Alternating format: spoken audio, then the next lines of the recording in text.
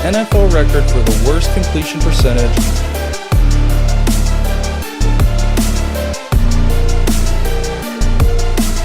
This is a game you need to win. This is a divisional matchup against a team you should beat. This is how you stack up wins.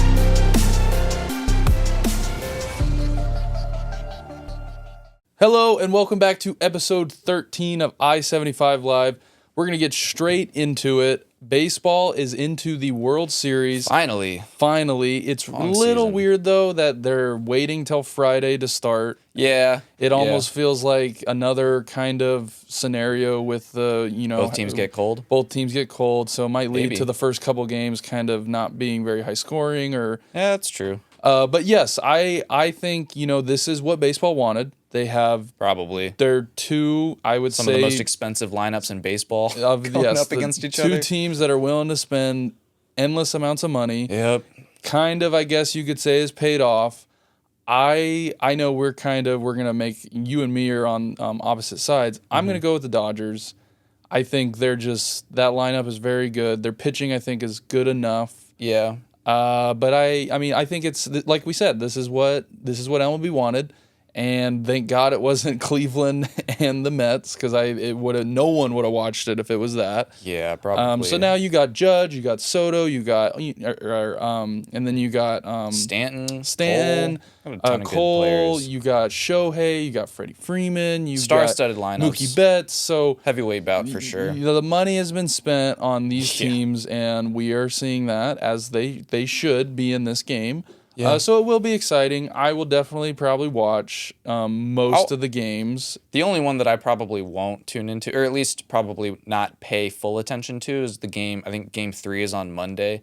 But every other game, for the most part, has its own slot. It's not conflicting with football and maybe a little basketball, but basketball is just getting started, so I don't think many people are going to choose, a random NBA game at the start of the season over, a championship series. But yeah. I give the Yankees the edge. Not necessarily because they're the better team when they're healthy, but the Dodgers are dealing with a lot of injuries. I think 3 out of the 5 of their starting pitchers from the beginning of the year are out. I know Kershaw's been out all year, but I think Flaherty's dealing with an injury. Who else? Go Glasnow. Huge loss. They lost him before the playoffs, but I do think that's going to be the difference. I think the Yankees have better, starting pitching. They're also healthier, but I think the bullpens are kind of evenly matched, but the Yankees' bats are hotter right now. Yeah. I don't think anyone's been able to really get the better of Juan Soto all playoffs. Stanton has been playing incredible. I think he had 4 hits in the ALCS, and all of them were home runs. He was the MVP of the ACE. Yeah. Yep. And then you got Judge. We didn't even talk about Judge yet. And Chisholm's been playing good. They've got some good role players behind. I think Volpe has been a very good leadoff hitter for them as well. So I'm excited. I think, like you said, this is what baseball wanted. This is probably the most exciting matchup of the teams that were left. Honestly, I don't think that the Guardians or the Mets had enough firepower to compete with these teams. But we'll see. We will see. It'll be fun. I do think the Yankees, I think this is going 7 games regardless. I will say that. I think this is going to be a very competitive series. Probably more competitive than we've seen in the past, because we've seen some lopsided World Series matchups of the past 2 or 3 years, really. I mean, we'll see. I think it's going to be a lot of fun. But moving on to college football, this is awesome. This is what I want from college football every single year. There is no clear number 1 team, in my opinion. It's anyone's game. I agree, and this is kind of some of the, we see Vanderbilt come out and beat Alabama. Yeah. We see some of these teams come out, and how we were talking about, to where wouldn't it be awesome if this happened the first week of the 12-team playoffs? Yep. To where all of a sudden, huge upsets. These teams aren't going to get upset. The big teams are still going to win, which will probably be the case. Yeah. The big teams will still probably win and make it to the Final Four and all that stuff. But it could lead to some really cool moments for teams, instead of just having all these opt-outs and all these, I'm not going to play, I don't want to hurt myself. Mm-hmm. You're giving these teams chances. You're giving opportunities for NFL scouts, for all these different variables that you are now throwing into it. How messy college football has gotten because of all the money and just everything. Yeah. This is something I think they got right, to where it is going to be awesome to see. It's going to happen. There's going to be an upset. There's going to be absolutely. something crazy It's too happen. many teams for that to, be easily predictable. Yes, It's just so how it is. it's going to be really, really fun. But like you said, I don't really think there's any clear-cut number one Oregon's right your new number one. And I think number one has changed, 3 times in the past 5 weeks? That's crazy. I would like to look up and see when the last time that has ever happened in college football. Yeah. That much shifting at the top. And even like Georgia dominated Texas, but they looked, for at least the first half against Alabama, horrible. Yeah. And then you have Alabama losing Vanderbilt, but now they lose again to Tennessee and almost lost to South Carolina earlier. Yeah. This is crazy. I love it. I am a Georgia fan, but I root for chaos in college football in general, and this is chaos in its finest term. It really is. It's been great. And I think Navy plays Notre Dame this week, so we were talking about that last week. I'm rooting hard for Navy because I want that Navy Army game, and they'd both be undefeated at the end of the year when they play each other. It'd be awesome. Yeah. Awesome, and one of them would make the playoffs, I believe, because their conference is one that is eligible. That the champion makes the playoffs. Yes, that would be awesome. And it's also not crazy to say that both of them make the playoffs as well if they both go undefeated. Yeah, it's awesome, and the structure that this is and what they made it is great. They need to get the financial part. There's right lots still, of other problems. This is great. You did amazing. Yes. Amazing job. Yes. Also, to go on top of Oregon, that rule change happened 2 days after right the after game. we dropped this episode. So we were giving them a little bit like, oh no, it's going to take a couple of weeks. No, immediately. It's the same situation as the fake slide thing. They banned that a few days later too. Which, I get it, and that's what the rule is in the NFL. That's what it should have been in college.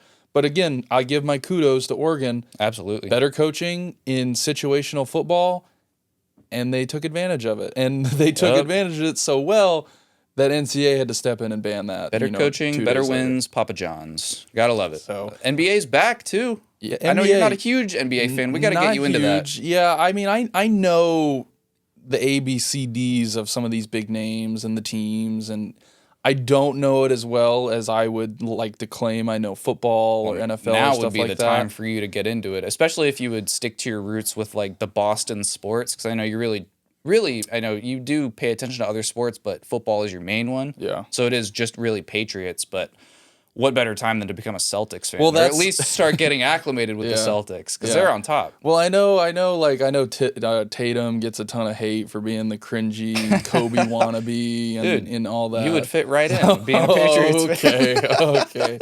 This guy's got jokes. But yeah, I know you're a huge Bulls fan. Yep. What are you excited to see this year?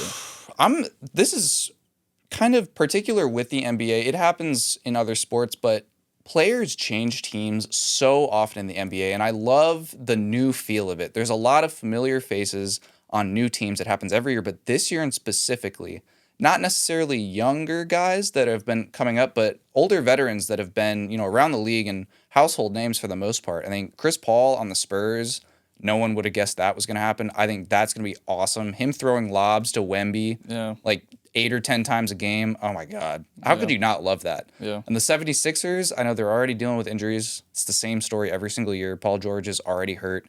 Embiid is already out for their opener. So we'll see if that's any different. But I thought Paul George was going to be, fun to watch on the 76ers. That seems like a pretty cool group. But Russell Westbrook on the Nuggets, I think that's another interesting one.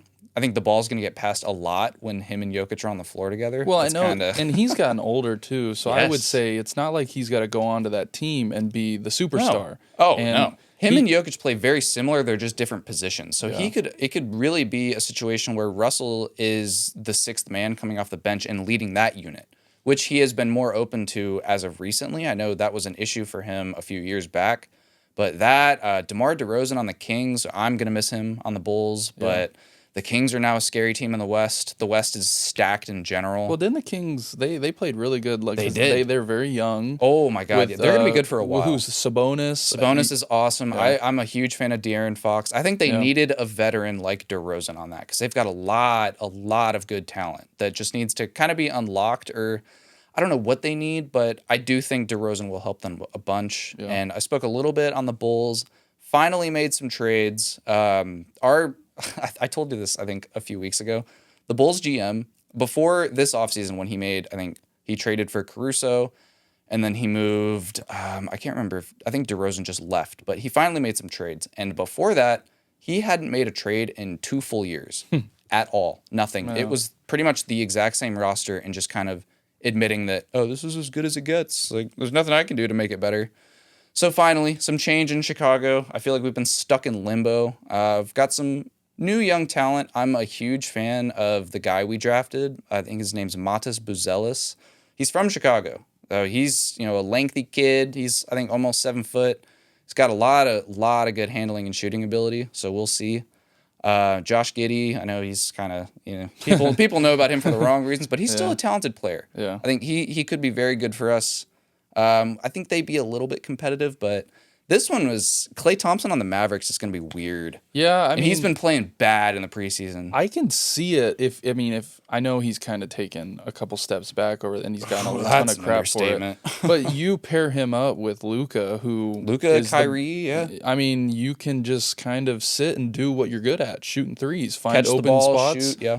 And they dish it out to you and hit your shots. You just got to hit those shots. It could work on paper. Now, like you said in preseason, he hasn't played very good. There was a game where he went 0 for 9 and it was 0 points. I think that, and that was a lot of what we saw in his last season with the Warriors. Yeah.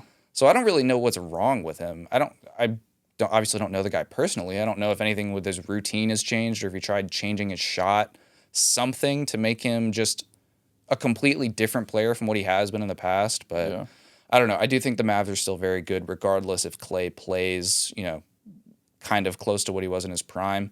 But I think the Knicks are going to be scary good. I think it sucks that they lost Julius Randle, but I think this trade helps them a lot. I think they traded for Karl Anthony Towns from Minnesota earlier this offseason. Well, I would say a healthy Karl Anthony Towns. He's one of the best centers in the league. He's probably a better version of Julius Randle. Oh, I would say. absolutely. So if he turns out, and I know he's had injuries, and I know he plays. Yeah.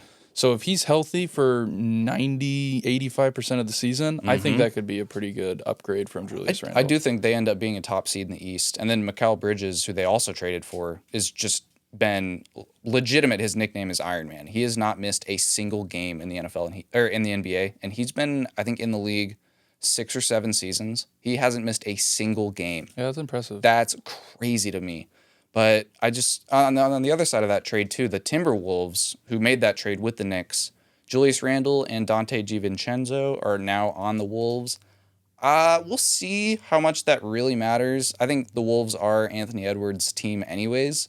They fell short at the end of last year, almost made it. They couldn't get past the Mavs, but we'll see. Now it's really we're gonna see if Rudy Gobert was actually a good trade for them, because he's gonna be on the court probably at least probably like 35 minutes a game. Yeah. And I know they have Naz Reid too, as also plays somewhat of a center position, but I don't know. I know there are a few teams at the top, but who are you looking for the most to win the finals? Because it's really, in my opinion, it's the Celtics and the Nuggets. I like the Nuggets. I like Jokic. I think he plays really cool. I think he cares, and like we were kind of mentioning, he plays in all the games. I mean, it takes a lot for him to sit out a game. It's so hard to stop an offense with him in the middle of it too. Yeah, I mean, yeah. So I think that'd be the Knicks. I think would also be kind of cool. Should just be competitive. I know the Knicks kind of like the Cowboys every year, to where everyone says how good they are, and then they end up disappointing. They end up falling short. 76ers are kind of been that same way the past couple years with Joel being injured, and I know they realistically could be there every single year if they could just get to the playoffs healthy. That's been the thing more times than not. I think the Bucks also very good. Damian Lillard is going to be healthy. I think last year, him, Middleton, and Giannis were only on the floor together for a couple games. Yeah, they were really hurt last year, too. And so do not count out Milwaukee. Yeah. Giannis is amazing, and Damian Lillard is very good. So is Middleton. And so we'll see. I think the Celtics going for a back-to-back would also be cool to root for, just as a fan. I mean, watching they're in a position. They haven't really done much in the offseason. They didn't need to. They have everything they need right there in-house. So they will be right there. Absolutely. Yeah, so that will be fun to root for. Timberwolves too. But I think the NBA is going to be exciting. I am not.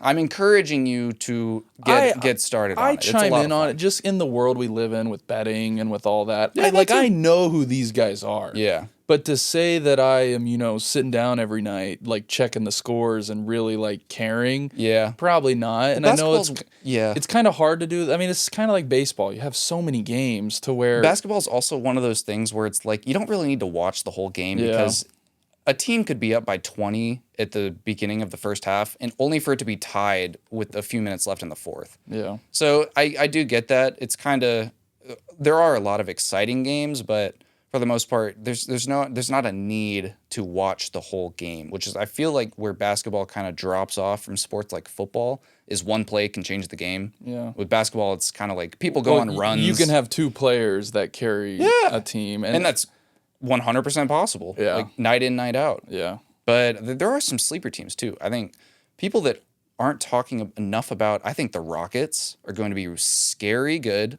They still play in the West, but I'm a huge fan of Sengun. I like Jalen Green a lot. I think they signed Van Vliet.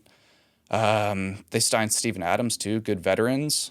Grizzlies also got some good veterans, and the Warriors. It feels weird to call them a sleeper team, but I feel like people are kind of counting the Warriors out. Steph is now on the back end of his career. Draymond is, Draymond. Andrew Wiggins had a bad year last year, but we'll see. He was hurt a good bit. I know that. Yeah. Yeah. I think it could be a very interesting season. Yeah. Very interesting season. Yeah. And I think it starts tonight. I'll try to keep more, pay more attention to it. Not going to say I'm going to watch them, but I'll look at the scores, see who's doing what. Start watching the Celtics, you may find yourself being like, okay. And like I said, I think they were fun to watch because I think it's easy to root for the team that everyone is like making fun of, and you'd want them to win even more, so it will just piss off even more people. So I feel like you could find yourself at home with that team, kind of very similar to the Patriots. Yeah. And I think Tatum's he's a walking meme when it comes to like just some of the stuff he did last year. Those antics that he did after they won the finals, where he like doing the reenacted Kevin Garnett's like we did it. Yeah. Oh my god, I'm sitting there. Ugh. NFL though, we had another great week 7. Sorry, buddy. A lot of I will say though, Drake May played pretty good again. Yes, this was not his fault. When they let him play, well, I've got my opinions on our coach, by the way, of some of the comments that he made. They call him a soft team. Yeah, well, I'll get into that. But Drake May, I thought for when they let him play, he looked good. The Jaguars is the last ranked pass defense in the whole NFL, and here we are trying to establish the run when we're down by 17 points. I'm sorry, but y'all come had on. A lead and it was we had a 10-point lead, conservative. and then all of a sudden we played like a defensive head coach would, started trying to run the ball and started putting the handcuffs on Drake May and the play calling to where it's like you blink and we're you guys we're 1 in down. 5. Yeah. What are we trying to do? What do you have to lose? What do we have? We have nothing to lose. We're in London. Let the kid freaking play, and he's proven he can play. I mean, he's played 2 games, and he has 1 less passing touchdown than Mahomes right now. You don't look this good on accident. You really don't. No, in the NFL, rookies have struggled, and Drake May has shown that he belongs. In the NFL, you can't fake it. No. You cannot fake it in the NFL. If you do not know how to play, you're going to get exposed. You will get exposed. Yeah. And what he has shown is with some mediocre, I'd even say I'm not impressed with Polk. And even he's him, been kind of, posting stuff on Instagram and stuff. Buddy, you're a rookie. You don't get to post, the deuces sign on your Instagram. Maybe that's when why you have like 8 drops on the season. That's true. Learn how to catch the ball. And did you see Mayo came out before this game was criticizing, how he needs to work on his drops, and then he comes out and says, "Oh, I think I'm the best receiver in the league. I don't have a drop problem." Well, numbers speak for like we just said with Drake May. You can't hide from it. Exactly. And, even the whole benching Demario Douglas he had 1 false start on a motion to where how that is very ticky-tacky when if you're even barely leaning towards the line of scrimmage, they'll throw it on you to where he's our best receiver right now. Yeah, that takes a knock on his confidence Why are we doing that when we're trying? I mean, our offensive line sucks. Yeah. Drake May's having to run around. give them the tools to try to be successful out there. And we're benching our best slot guy, who the Jaguars have given up the most yards from slot receivers the whole year. And we're benching our guy who runs 99% of his routes out of the slot. Yeah, great coaching. And then it goes on top of Mayo coming out after the game.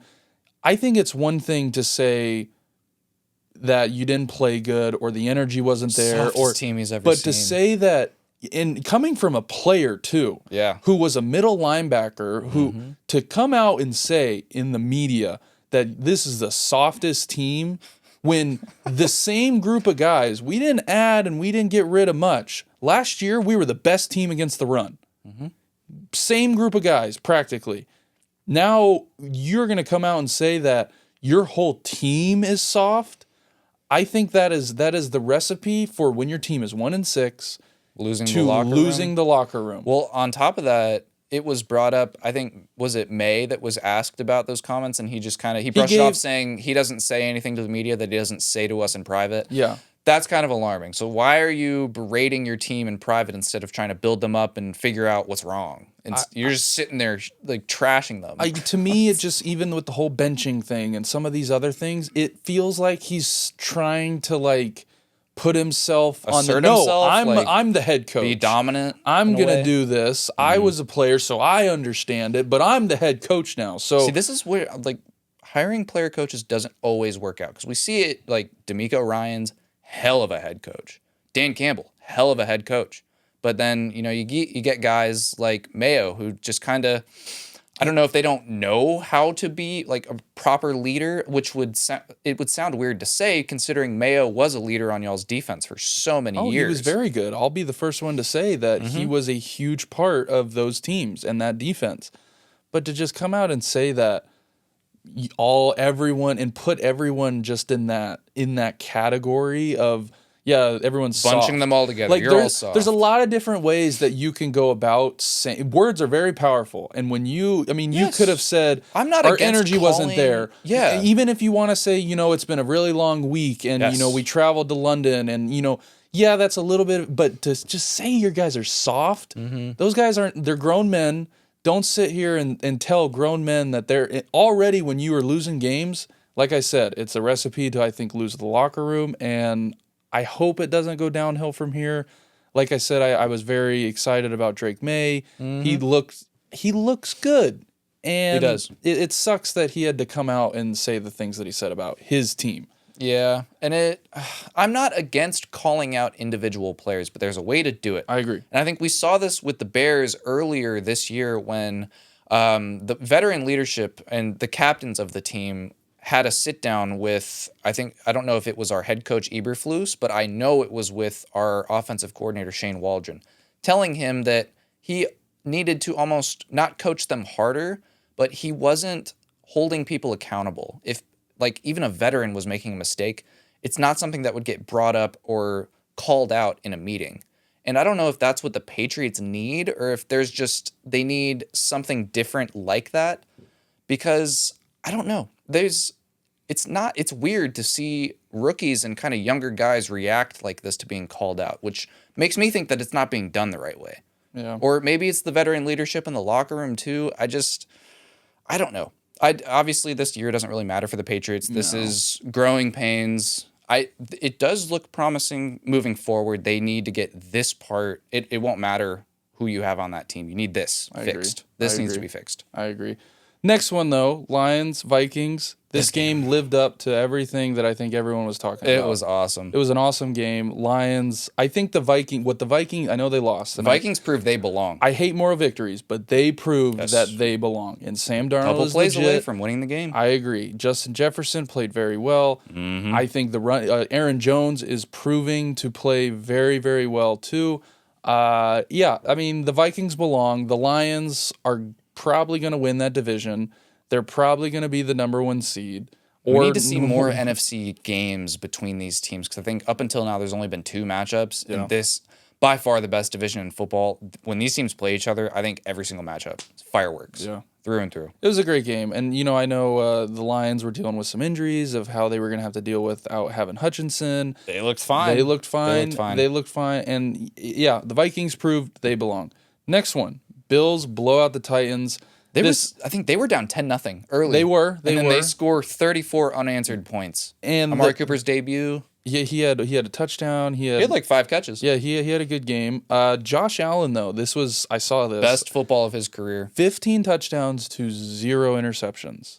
This is crazy. Huge part of why Buffalo is as good as they are right now. I agree, and this is what we said at the beginning of the year. This is what he needed to do. This is what he needed to do now Cooper's going to help because I think Cooper's a great receiver, and this is why we said they needed to trade for someone to help him out. Because he even opened up Shakir's looks too, and you were seeing Kincaid get some better looks, and now you're seeing Cook and Ray Davis together, very very good running back. Well, and Coleman tandem. Also had he had 100 yards. Yeah, he had one of the best first games Bills receiver to have 100 yards this year, by the way, in a game. And it's taken him a good bit to get going, and probably Cooper had a lot to do with that. Yes. Him just being on the field.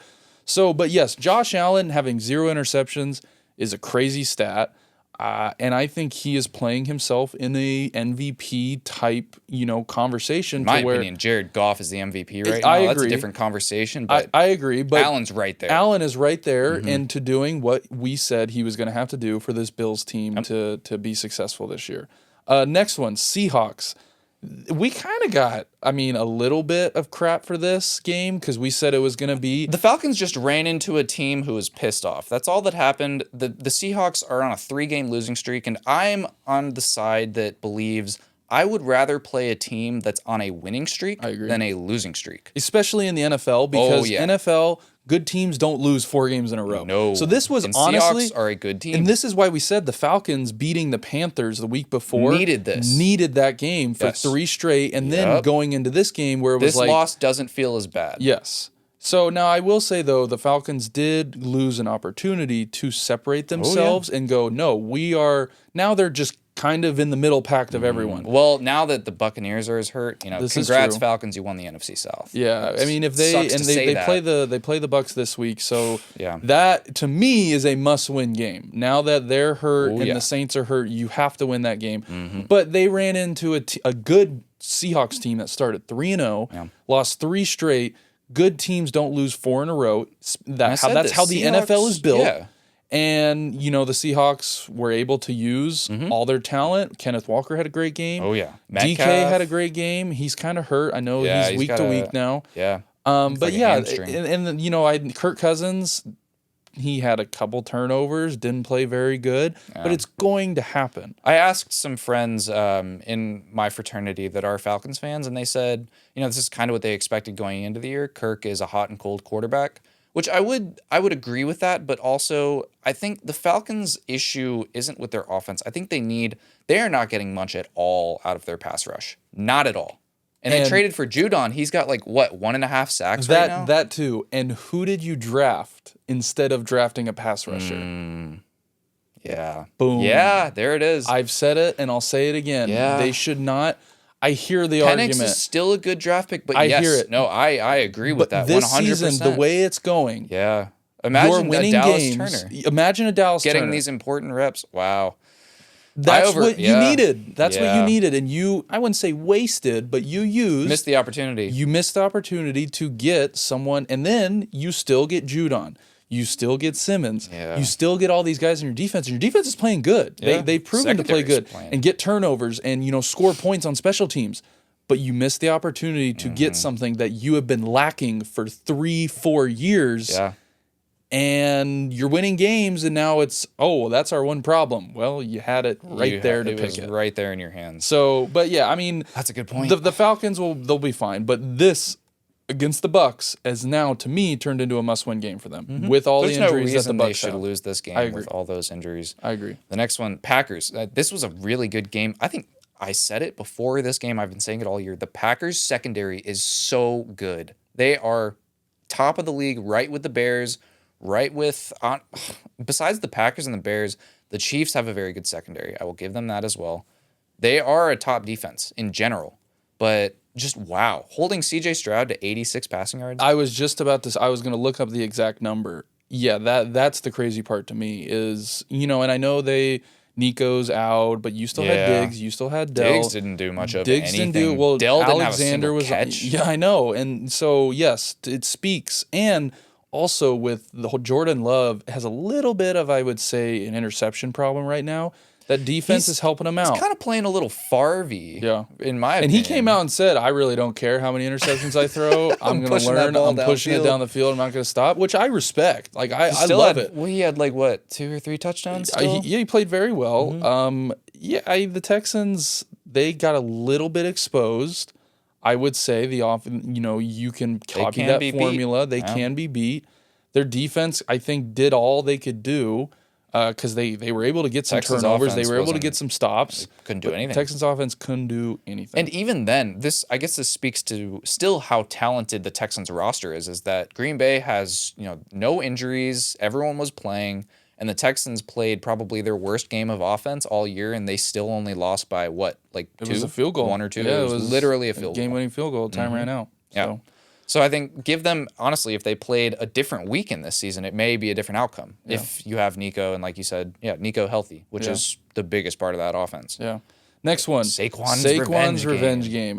You saw it from his first carry when he ran over that was on the sideline, and it was like, he had an opportunity to go out of bounds. He said, nah. Nope. He lowered his shoulder, ran him over.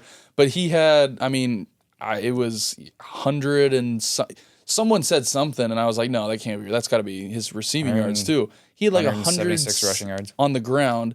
I thought it was pretty cool too that I know Sirianni's kind of got some crap for the whole season, but he came up to him and was like, "Hey, you're 13 yards away. Yeah, well, I would love for you to get it." Yes. No, we have this clip actually. Yeah. So let's listen to this really quick because this was awesome. I think it speaks to Saquon's leadership 100%. You're 13 yards away from your career high. I would love for you to get that, but that's up to you. I just don't want. I'm going to take out all the starters if they don't score. You good? Let them eat. You sure? Yeah, good. You sure? I promise. I'll listen to me. I want you to do it if you want to do it. So I'd rather see the young boys eat. Yeah, it just you hear that. That's exactly what you want out of a player. And I'm not gonna lie, if I was in his position, I would have gone. I'd be getting those. I would have yards. got it, yeah. Because realistically, you can get that in 1 or 2 plays. But I understand get your old team too. I understand his position, and it definitely he's taking the higher road, in my opinion, which you can't blame. But this is this stat. So Daniel Jones, obviously he tore his ACL, so he hasn't been playing a full length of games in this time period. But Daniel Jones's last touchdown at MetLife Stadium, rushing or passing, was New Year's Day of 2023. And since then, teams that don't play in New York or even a different sport, since then, 20 quarterbacks and 16 NHL players have scored more points than Jones at MetLife Stadium. Keep in mind that in hockey, point is worth 1. So that's crazy. That's ridiculous. That's funny. Yeah, great decision, Giants. Great job. Yeah, and we've kind of given Daniel Jones a little bit of credit for playing better. He's not playing bad football, but he's not winning you games, and that's why you're paying him $40 million. Yeah, you need to be the reason they're winning games more times than not. Well, it's like the argument with Mahomes. You could say Mahomes isn't playing very well, but he's not losing you the game. They're 6-0. Yeah, so that too. Ultimately, he it had doesn't some bad matter. interceptions this week, but that team is just so complete. He is winning games, and no one's going to get. It kind of reminds me a lot of Brady. Mm-hmm. He didn't have the best yards. It didn't matter who he was throwing the ball to. He had plenty of games where it was just he was nothing games. flashy. He was just and that's moving probably the ball. a little bit why he pissed off some people because it was like how is he doing? How are you this? supposed to beat this guy? And we're seeing the same thing with Mahomes. Yeah. Next game though, we'll run through these. Commanders blowout. I think this is an interesting storyline that people aren't really talking about. I'm just saying. I said it a few weeks ago. Yes, I love Jaden Daniels. Jaden Daniels is going to be a great player, is a great player right now. His deep ball is incredible. But the Commanders' offensive scheme is, one, scheming guys open, and 100% the quarterback is a beneficiary of this system because when is the last time we saw Marcus Mariota look like this? In any game, not just against the Panthers, any game, ever. And really, honestly, he looked as good as he did in his best years with the Titans. And it's not like he had a whole week to prepare. No. It's not like he was the starter. So all I'm saying, guys, is look at the scheme a little bit when you're comparing these quarterbacks. Yeah. They can both be great. I'm talking about him and Caleb, and they play each other, hopefully. I saw Daniels got hurt, and he's week to week now. I hope he plays. I don't want to hear any excuses for why the Bears won this game. But just saying, yes, Daniels is a good player. The scheme can also be a reason that he's playing even better. And yes, the Commanders are a really good team, but this is for lack of a better word, a college offense. It's an RPO schemed offense. You are always putting the defense at a disadvantage because they are needing to play both the run and the pass. And that makes it so much easier on a rookie quarterback who is throwing to his first read faster and more often than any other QB right now. Yeah. Maybe outside of like one or two guys. But I don't know. Well, I think they win the division though. Yes. I don't know. The Eagles. That's my only thing. No, I am out on the Cowboys, have been all year. The Giants, save it. But the Eagles. I just still don't. They've got a lot of talent on that roster. They do. They do. Their defense is playing a lot better. I hear you. I need to see these two teams play. Yeah, that too. I need to see them play. I like them. I like Washington a lot. I didn't think I was going to say that. I do too. I did not think I was going to be saying that. They're 7 awesome. weeks in, but they've got everything they need outside of maybe they could trade for a receiver. Or maybe someone else on their D-line, because I know they just had a huge injury on the D-line. Yeah, Jonathan Allen out for the year. Yeah, so. But they've got a young defensive line, too, because they drafted that guy out of Illinois as well. Yeah. But I don't... Great team.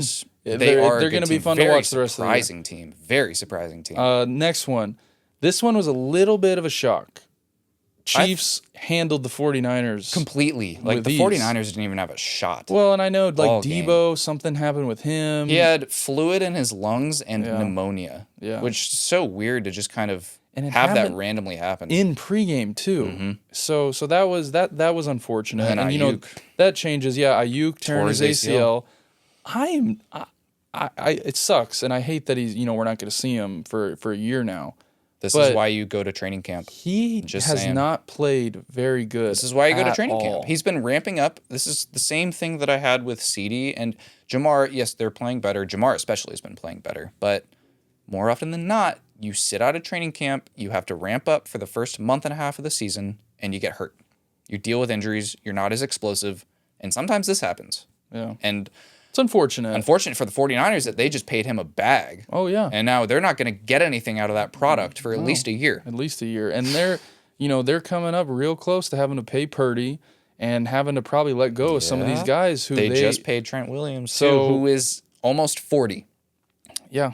But the Chiefs, to go on the Chiefs, I'm running out of things to say. I am out of things to say about them. Mahomes, yes, their defense is playing very well. Yes, their D-line, their run defense is very, very good. And the thing is, we all know what Mahomes can do if he has to do it. He hasn't had to do it. Yeah. And yes, he's made he's playing bad football right now. Oh, yeah. I saw this. Bo Nix has more touchdowns and less interceptions than Mahomes right now. Yeah. Which is absurd to say. Yeah. But one team's 6-0, and the other one is playing good. And you watch when the Broncos go to play the Chiefs, it's not even going to be close. No. They play them, yeah. So this is is kind of what we said earlier.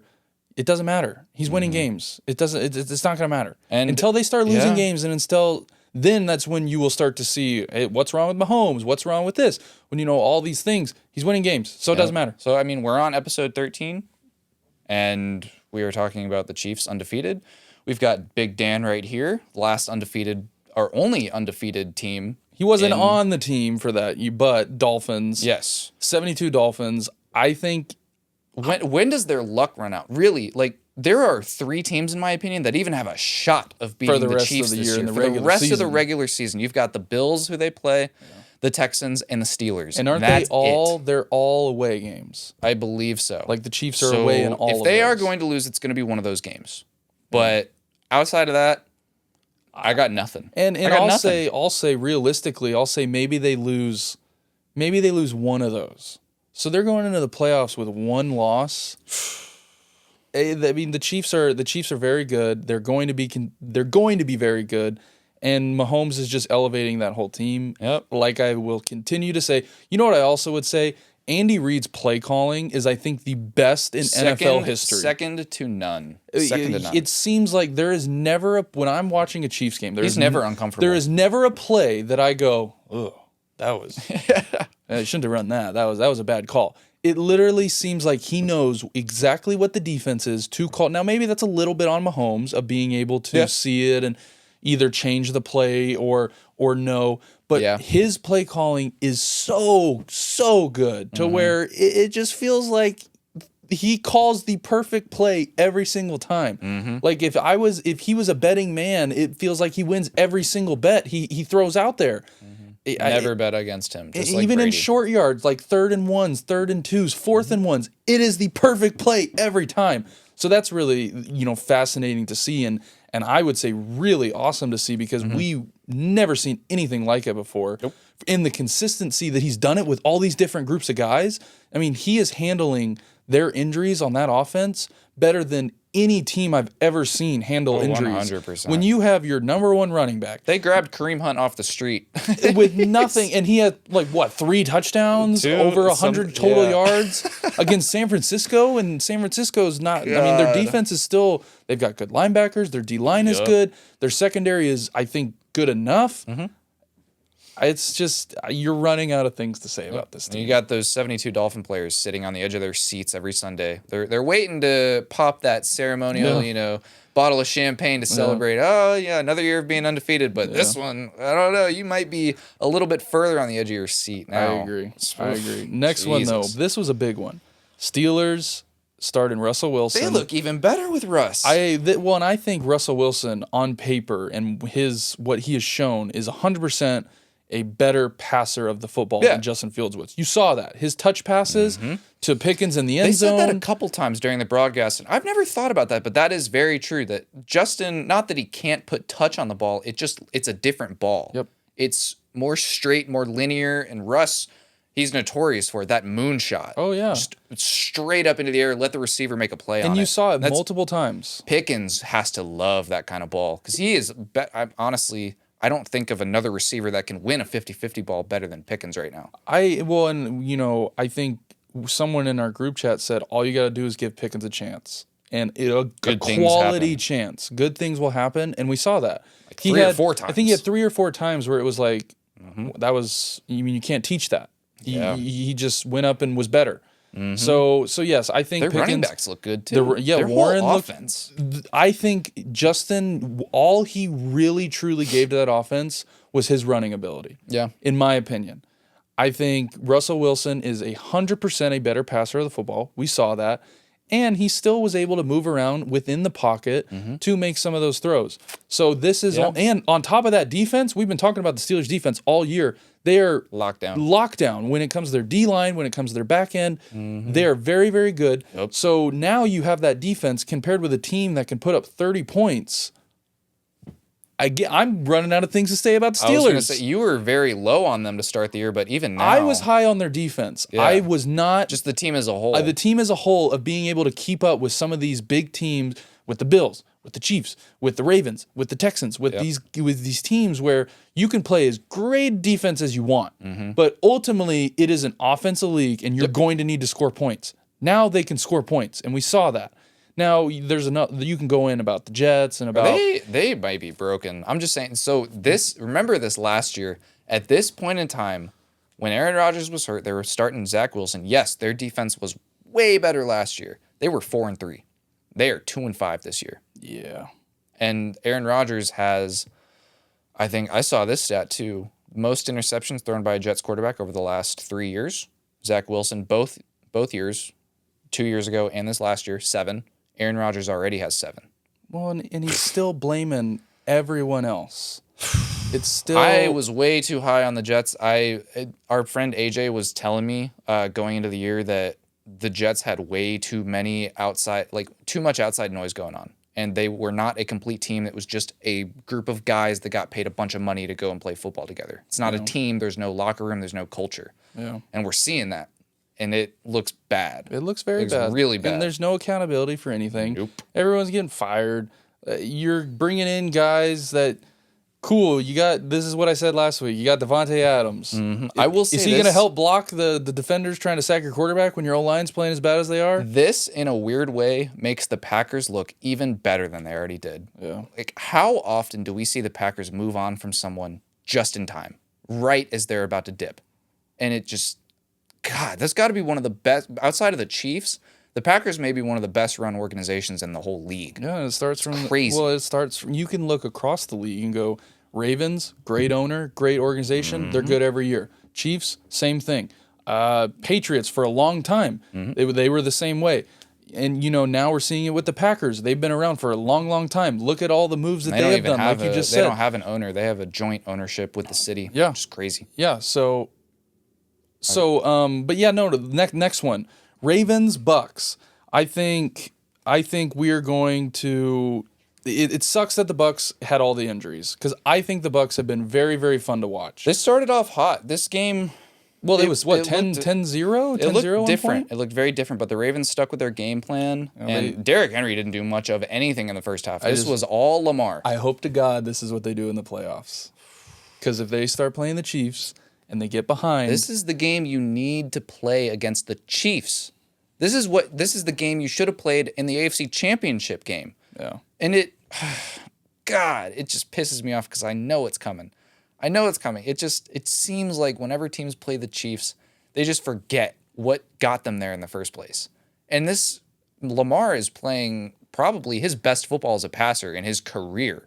I give credit to Lamar. He is lighting it up. I know until he really does this in a huge playoff game, I will really, because this has kind of been the same story with him. Yeah. That's why he's been MVP a couple times. He plays really good in regular season, beats all these teams, has very good numbers, and then he just fades away in the playoffs when it matters most. Yeah. So to me, the whole excuse of you've proven that you can do this now.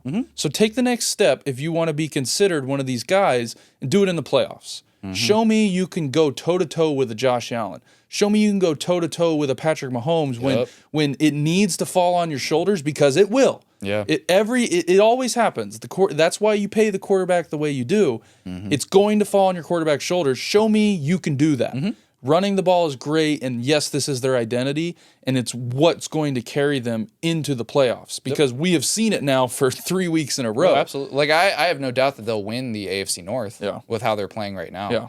I think the Bengals are playing a lot better. I don't think it's good Steelers enough now for this. with some of the changes they've made, too. you never know, because they always play The very AFC tight. North always finds a way. Dude. They always do. They really do. It's crazy. But yeah, no, the Ravens, this is their identity, and they continue to show it.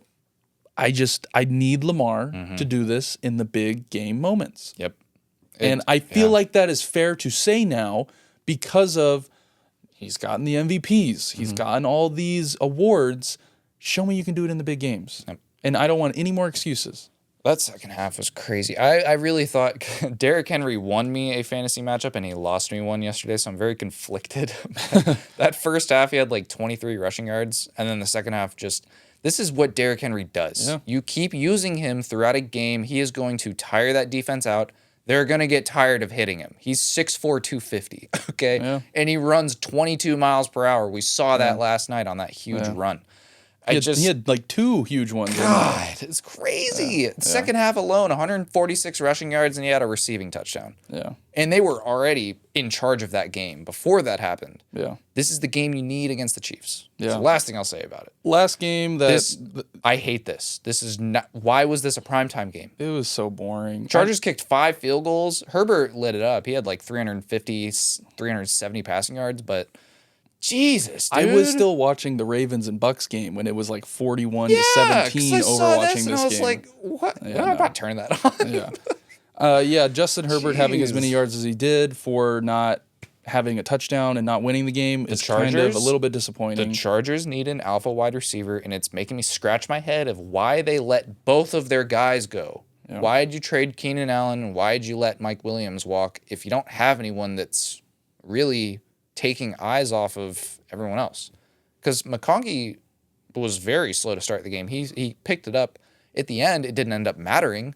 Their running game's good, but they're lacking a big target. And maybe that's something that they're in the market for before the trade deadline. They could be a team that goes for like not going to do much, but maybe like a Hopkins. They could go and get Mike Williams back from the Jets. Yeah.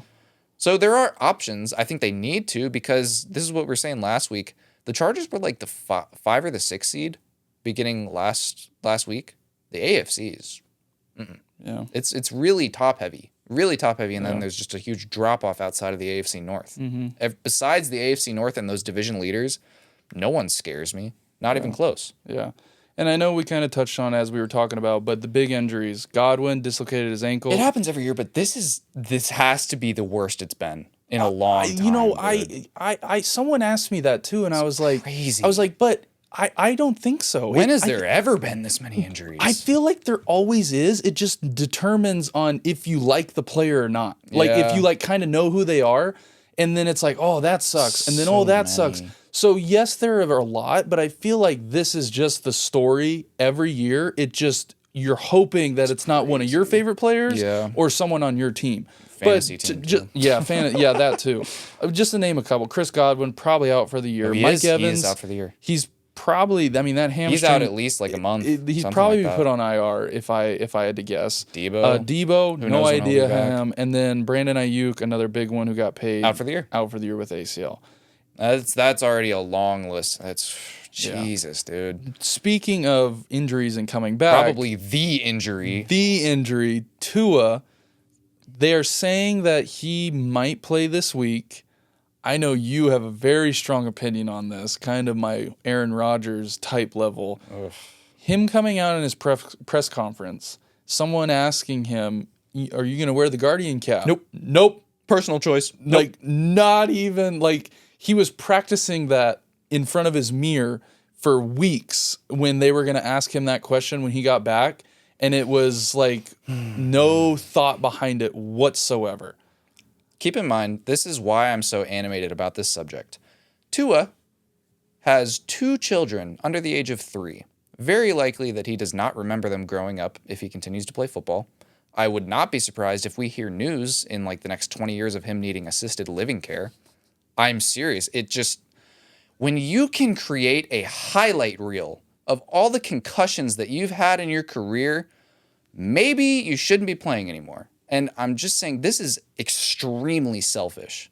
Like, I hate to judge people based on their decisions because to each their own. My normal doesn't have to be the same as your normal. Yeah. This is a clown move. If I was a family member, I would resent him for this because you are choosing 5 more years of football, not winning football, not losing football. It's just football. You're not going to be remembered for anything you did on the field except for being the quickest to become a vegetable outside of your NFL career. Why are you still playing? And to go on it, Chris, your dad, producer of the show, is a huge Dolphins fan, lifelong Dolphins fan. Even he thinks he needs to retire. Because it's like, why do concussion rules exist? We saw this with Josh Allen, too. I think that he needs to be included in this, even though, he's not nearly as serious. But him being on the field after what happened to him a few weeks ago is wild. Guys don't want to sit out. And you can speak to this because you've had your bell rung a couple times. Well, of course, I think if you don't want to come off the field. Any athlete that is playing at that level, whether that's college, whether that's you're playing varsity Friday Night Lights, yes, and you're the starting quarterback or you're, the starting, whatever you are, of course you don't want to come. I mean, you've worked so hard to earn that spot or earn the playing time or, and you never know where some of these free agent rookies that end up making the team and they finally get a chance. And then all of a sudden they have some stupid injury where they get rolled up on. And it's like, oh my God, I finally get my opportunity. I have to play through this. So I get that side of it. But when it is as bad as it is, and you have literally had memes made of you for what you have done after you have gotten a concussion or gotten hit on the field, and he's a grown man, and like you said, you can't judge people everyone's entitled to their own decisions and their own choices. It's their life. But at some point you do, I think, have to step back with anything and go, is this really still worth it for my life as a whole? My thing is, where is the person in his corner telling him that this is a bad idea? Where is anyone in that, in this picture? Because this is something that he will reflect on in the future and regret if he even remembers making the decision. Yeah. I'm serious. And Chris made a good point. It's like someone needs to step in and put a stop to this because he's killing himself. We're watching a player throw his life after football away for, you're not winning a Super Bowl. I'm sorry. So say he gets one more concussion this year. He's going to be right back out on the field. Do you think the NFL finally steps in as like, dude, we'll give you your money if that's really what you're worried about, but you've got to, we can't do this anymore. I don't know. I'm to the point where I'm just expecting it to happen. I'm waiting. I'm waiting for my phone to ring and say, Tua out on the field, hasn't woken up That's yet. what it's like watching him, where you're like, oh my God, what is he going to do? Slide, run out of bounds. He made a comment in the press conference that you were talking about where he said he's not wearing a guardian cap that pissed me off. And if I was like his son and, had grown up and my dad is now, unresponsive, he's locked to a wheelchair, being fed through a tube, and he said, oh, I'm comfortable playing those odds. I'm comfortable doing that. Yeah, I love this sport to the death of me. Clearly. He said something like, well, every football player knows the risk and signs up for the injury and knows. I get it. I really do, because I've been in, you do everything you can to be on the field and to contribute towards your teammates who are your best friends. So I get all of that. But when you're playing with your life and you're playing with remembering, things that you can look back on and go, that was my life. I lived I played football, had kids, financially stable. Now I can enjoy kind of like we're seeing what Tom Brady's doing and some of these other guys. They reap the benefits of what football gave them, and they're able to live the rest of their life with their kids, with their family, doing what they want to do within the game if they want to leave the game. And I just think Tua, like you said, he's making a very, very, I think, selfish decision with all this. So it's ridiculous, dude. I don't know. Like I said, if I was in his family, I would be so mad at him for making this decision because, I don't know. God, it just rubs me the wrong way even thinking about it. It's just so gross. I agree. So NFL Week 8, we're going to run through these really, really fast for the Week 8 games. Vikings, Ram, Thursday Night Football. I know Cooper Kupp is back. I'm excited to have him back for a lot of reasons. Fantasy, he's a great receiver to watch, very fun to watch. They use him in a lot of different ways. Vikings are going to be the Vikings. I think I'm probably going to pick the Vikings in this one just because the Rams are still very hurt. They're still dealing with injuries, even with Cooper coming back. But this will be, I think the Vikings take this one, especially how they played, last week against the Lions, to I think the best team in the NFL right now. But the Rams will be able to put up some points. Like I said, with Cooper being back, I'm taking the Vikings in this one though. I got the Rams. Really? I do. That's a huge upset. Their defense has been playing really good. It is a big upset. I do think they're at home on Thursday night. The Vikings just played a grueling game. That is true. A long game, and I think they're going to come into this game sore. The Rams handled the Raiders for what it was worth. I do think the Rams win this. The Vikings, what they're good at on defense, plays into Stafford's strengths. You don't blitz Matt Stafford, and all the Vikings do is blitz. And so with Kupp back, I think Stafford dices them up. And I do think it's a very close game, but I do think the Rams end up pulling this game off. Because Kyron's still good. Love Kyron Williams, Cooper Kupp, and they've been getting production out of their other guys. And so, the defense is going to be the biggest part. They need to at least stop the Vikings a little bit. They don't have to stop them every time, but you got to come out with a couple 3-and-outs. Yeah. And keep scoring. Fair enough. It'll be a good game. Packers, Jags. This could be a trap game for the Packers. It could be. I'm serious. It's also in Jacksonville. Yes. We're not picking this one. I'm gonna go with the Packers though. Packers are playing very good. They're secondary, like we mentioned, playing very well. Yep. Just don't be surprised if this is a closer game than we're letting on. Yeah. And Trevor has been playing good. Yeah, he's been playing fine. His team as a whole, unfortunately, and it sucks. I know I kind of contradict myself sometimes, but it sucks that a quarterback stat is the win and loss. And a lot of people say that it shouldn't be. A lot of people say that it should. it all is going to fall on your quarterback that you're paying a lot of money to. And Trevor needs to be able to step up the way I've kind of said that Lamar needs to, and even how kind of Mahomes is. Yep. I've got the Packers, though. I think the Packers are just too much for this Jacksonville defense. Got a really good team. When they have a good running game, they have very good weapons. They have their 2 tight ends are really starting to get some production. So I'll take the Packers in this one. What about Jets, Patriots? The Jets should win, obviously, but with how the Jets are playing, I don't know. Yeah, I mean, it's in Foxborough, so you never know. Weather could maybe play a factor. Yeah. I just don't see, on paper, I don't know how the Jets don't beat the Patriots. But I wouldn't be surprised if all of a sudden we were winning, 10-0 again, and Rodgers is trying to just put everything in his back and chuck the ball down the field and all this stuff, and then all of a sudden, we're winning in the fourth quarter. So I'll probably take the Jets. I know I'm going against my team. The Patriots, until I really see, we're either going to see two Patriot teams. We're going to see a Patriots team come out and be really, really mad that their head coach called them soft, and they're going to be like, okay, well, screw you.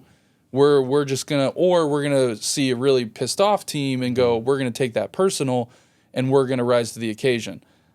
I don't know which one we're going to see. I hope I hope we come out and win. Only time will tell, though. So there's another one of Eagles at Bengals. Good game. Good game. Very good game. Good game. I think this is a huge test for both teams. Oh, yeah. The Bengals, especially with, like you kind of said, they're on a little bit of a winning streak. The now. Eagles don't have, they have a good offense. They have talent. Defense has been playing a lot better, Defense has been playing good. I think this probably will be a bigger test for the Bengals, though. Yeah. You've got to win this game. With now the Steelers playing the way they are and the record they have. Yep. The Ravens are on a 5-game Ravens are going to to be on a roll. They already beat the Bengals in a game that the Bengals should have won. So this is a huge, I wouldn't say must win, but they've got to win this game against the Eagles. I would say so. The Colts and Texans rematch. Colts almost pulled this off week 1, but Anthony Richardson.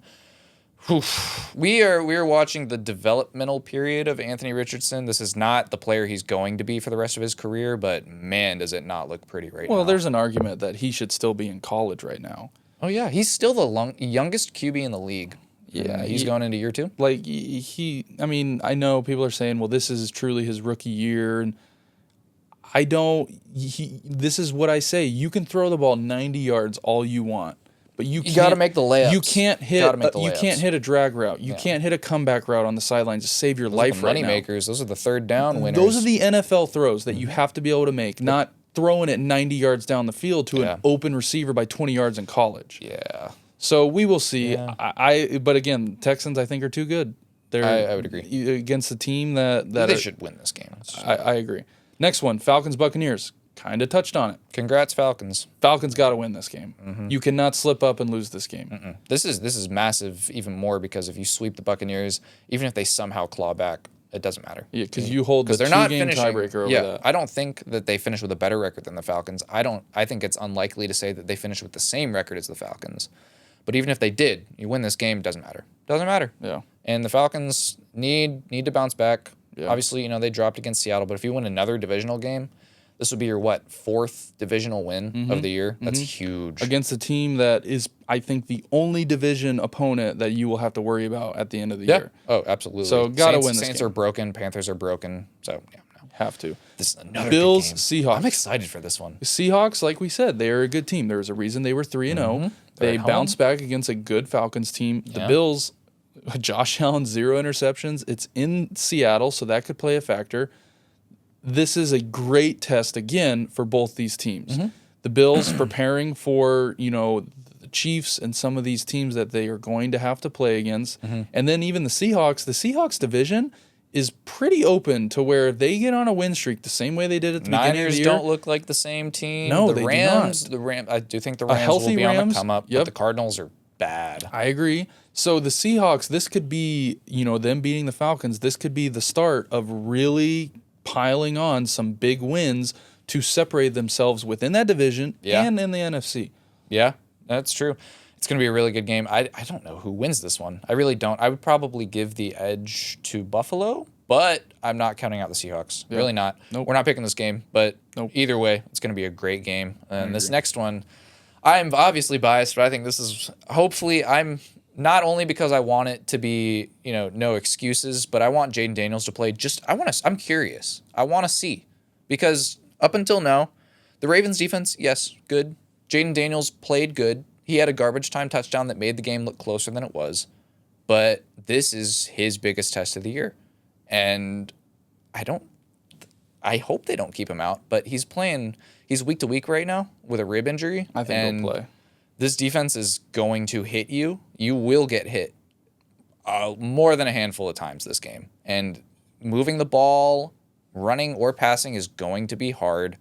And your defense has been playing a lot better as of recent. The Commanders' defense has picked it up, but the Bears have a lot on offense to worry about. So the fan in me says this game isn't close. This is the wake-up period for the rest of the NFL. Like, hey, like I said earlier, the Commanders' scheme is great, but it gets figured out. This is Cliff Kingsbury.